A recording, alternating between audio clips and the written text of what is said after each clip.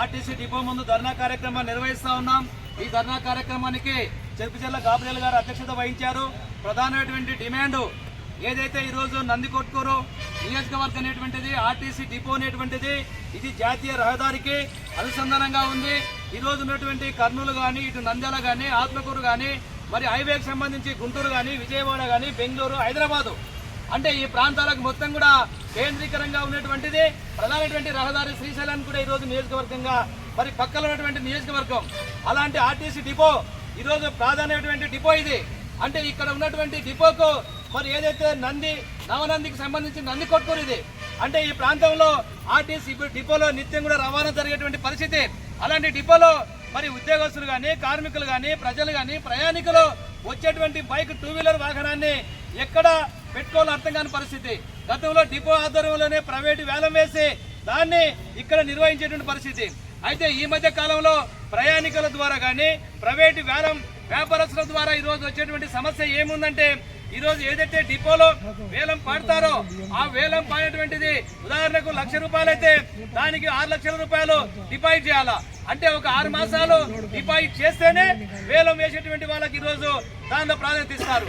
మరి తద్వారా ఏమైతా ఉంది అంటే దానివల్ల వేలం పాటే వాడేవారు నష్టం వస్తామని చెప్పేసి దీనికి ముందుకు రాకపోతా ఉన్నారు. సీఎం గారు ఆధ్వర్యంలో 2 సార్లు వేలంపాట నిర్వహించినా ఈరోజు ఆ వేలంపాట కాని పరిస్థితి ఉంది.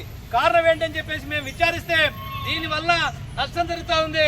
దానికి మేము డిపాజిట్ చేయలేనటువంటిది కూడా ఈరోజు వేలంపాటదారులు ముందుకు రాలేకపోతున్నారు. అందుకొరకే మేము ఈరోజు సిపిఎం లిబరేషన్ పార్టీగా ఈరోజు ఆర్టీసీ డిపో గారిని నంద్యాల ఆర్ఎం గారిని ఏడీఎం గారిని మేము డిమాండ్ చేస్తా ఉన్నాం.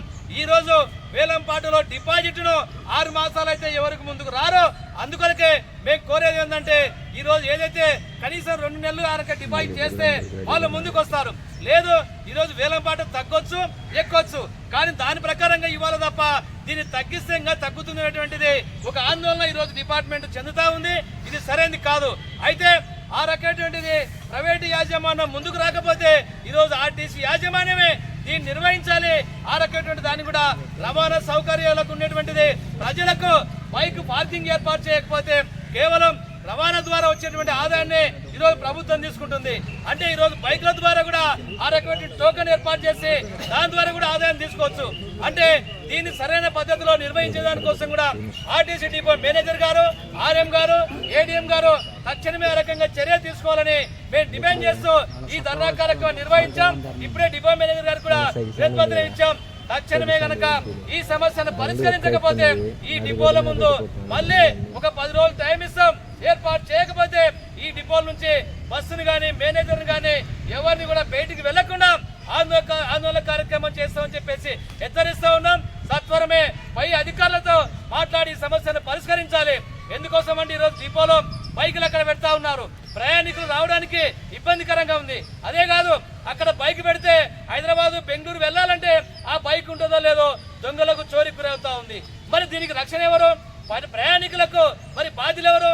అందుకొరకే బైక్ పార్కింగ్ ఏర్పాటు చేసే దానికోసం యాజమాన్యం తక్షణమే ప్రయత్నం చేయాలా. ఆ రకంగా ప్రయత్నం చేయకపోతే మేము ఇచ్చినటువంటి పిలుపులో భాగంగా ఇక్కడ ఆందోళన కార్యక్రమం చేస్తామని చెప్పేసి హెచ్చరిస్తాం. నా పేరు పిక్కిలి వెంకటేశ్వర్లు, సిపిఎం లిబరేషన్ పార్టీ నంద్యాల జిల్లా కార్యదర్శి. నాతో పాటు ఈ కార్యక్రమంలో జిల్లా నాయకులు గాబ్రియల్ గారు, కాటేపోకు సామన్న మరియు సుధాకర్ గారు మరియు మహిళా నాయకురాలు ఎస్బీబీ లక్ష్మీదేవి ముట్టుజావి మరియు జిల్లా నాయకులు నరసింహులు నారాయణ మహాభాష తదితరులు ఈ కార్యక్రమంలో పాల్గొన్నారు. వర్ధిల్లాలి సిపిఎం లిబరేషన్.